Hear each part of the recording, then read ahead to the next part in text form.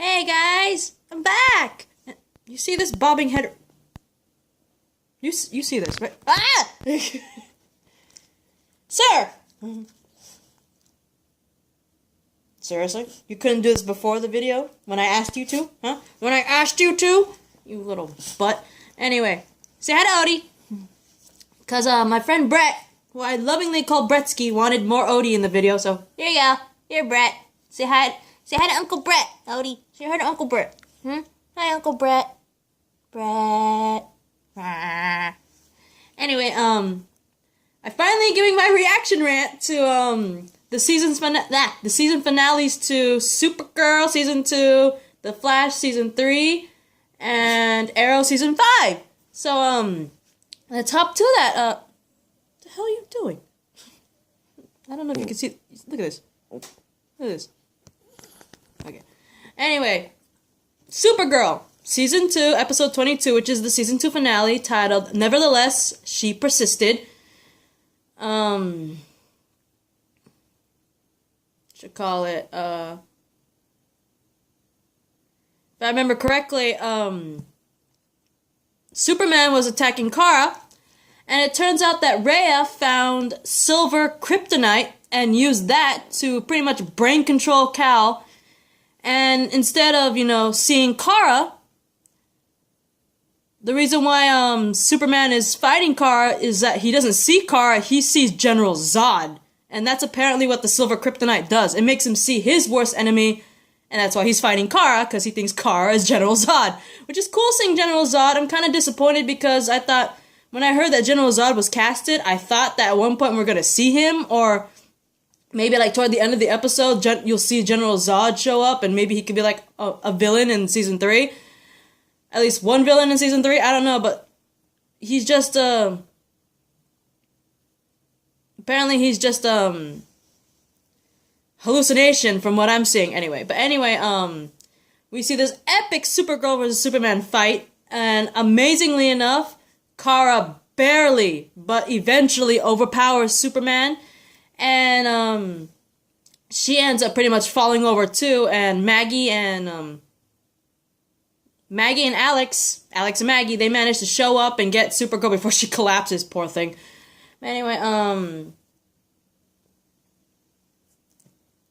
yeah, she ends up, having this cute little daydream, which I wanted it to be true because it was a caramel scene where she wakes up with Mon-El in her room, and, they're all happy and everything, and then, Mon-El asks about the necklace she's always wearing, and yes, sir. What?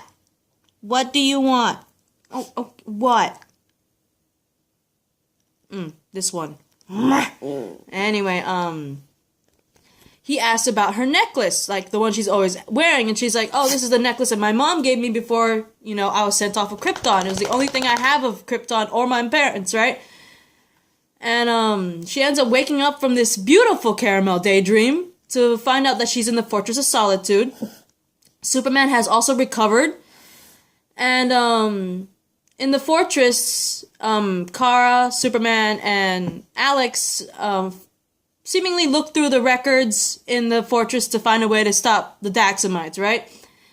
And apparently, they find this thing called Dakam-ur, or something like that, and apparently, Kara uses that to she challenges Rhea to Dakam-ur. And judging by Mon-El's reaction, it's obviously not a good thing, because apparently it's this ancient rite from Daxam where, challenging someone to Dakam-ur leads to 2 leaders dueling, and the loser concedes to the war. And so, which means Kara just pretty much put up pretty much the stake of the earth on this Dakam-ur versus Rhea, and Rhea accepts, because, it's an ancient rite. And, Lillian, remember Lillian Luthor, the mom? Yeah, she helps Lena out try to get rid of these Daxamites, and apparently she gets this, dispersing device that, Lex had, which originally was supposed to, disperse, I think, kryptonite that Lex had against Superman, and they managed to retrofit it with the help of Winn, Unfortunately, instead of kryptonite, it disperses lead, which is obviously lethal to Daxamites, which we learned. And unfortunately, that means when they showed this device to Supergirl, of course they said, it disperses lead, it's lethal to the Daxamites, which also includes Mon-El, which means Mon-El would have to leave because it disperses lead to the entire atmosphere. He won't be able to live on Earth because literally lethal lead everywhere. So that means Mon-El has to leave Earth, which freaking sucks because I get this beautiful caramel moment which turned out to be a daydream. And can you stop doing that? Like, seriously? No. Stop. What is up with your ear that you constantly have to do this, huh? Let me see. Okay? You constantly have to do this annoying thing. And it's like irritating. What? Yeah. Anyway. Yes. We get this beautiful caramel moment. Only turns out to be a freaking daydream. And now we find out that the only way to get rid of Rhea and the Killy type freaking Daxamites, they have to get rid of Mon-El. Which effing sucks. It really does. Because like I said, we get this beautiful caramel daydream that Kara gets when she's in the fortress. We get the first time Superman meets Mon-El. Because remember, when Superman first saw Mon-El, he was unconscious majority of the time. He never got to really meet Mon-El, awake and apparently dating his cousin, and not only does he get to meet Mon-El, he actually approved of Mon-El. And I was like, son of a bitch! And now you're telling me Mon-El has to be forced out of Earth because the only weapon that could get rid of all the Daxamites will probably kill him too? It's like, caramel heart!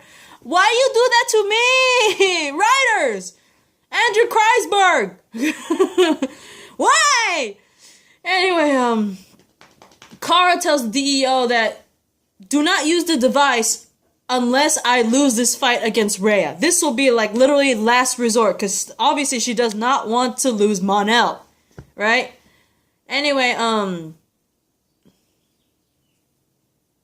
during the duel, Rhea pretty much cheats because, she's not supposed to, according to this thing, she's not supposed to do anything on Earth unless, she wins.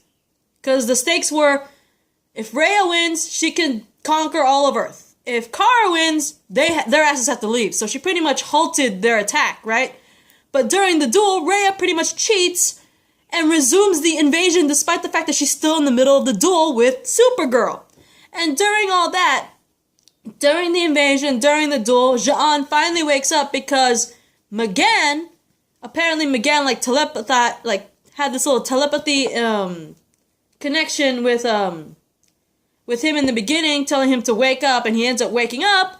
And the cool thing is, M'gann actually returns during the fight, because,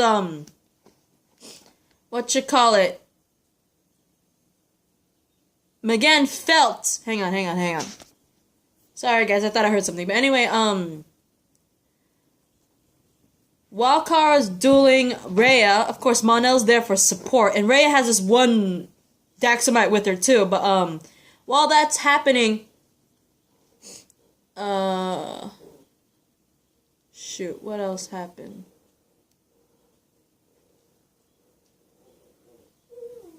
Superman, obviously, and Ja'an were helping out with the whole invasion, but I remember seeing Mon-El fight too, which is pretty cool. He was like kind of in the nearby area, but I know for a fact he ended up coming back, to help out be supportive for Kara during the duel.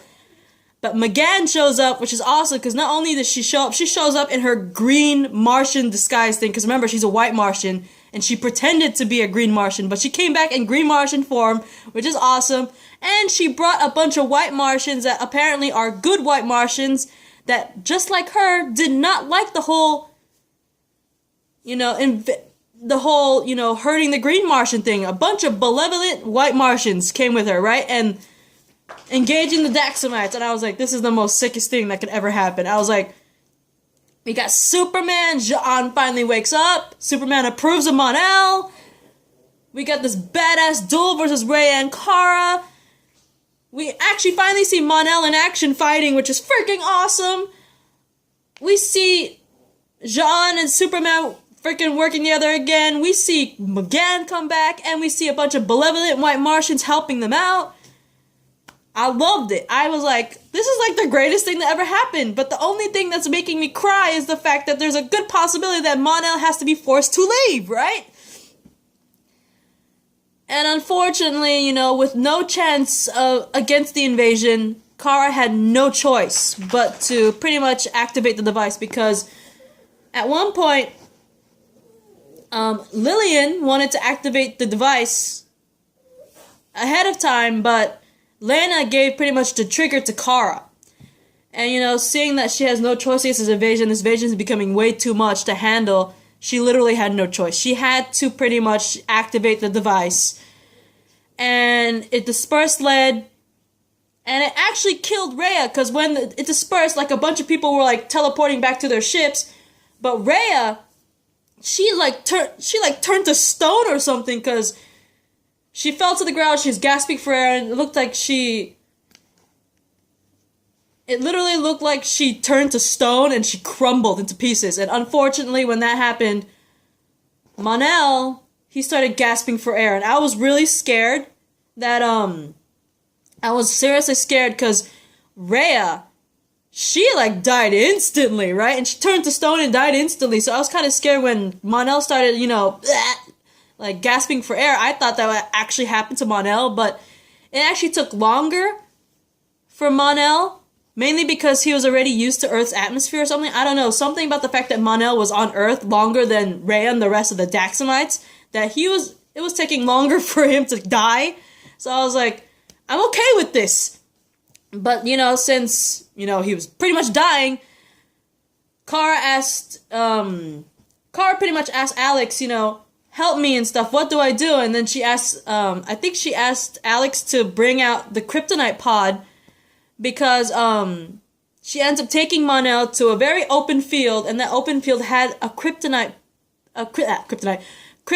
pod. I'm not sure if it was Kara's pod, or maybe it was the same Krypton pod that Mon-El came in. It's most likely the one that Mon-El came in. Before Mon-El could succumb to, the lethal lead, she tells him that she has to board the Krypton pod and to send him away on Earth. And they have this beautiful moment where Mon-El pretty much tells her, I'm going to be a better man. I'm a better man because of you, and I'm going to continue being a better man because of you. And I thought that was the most beautiful thing I've ever seen.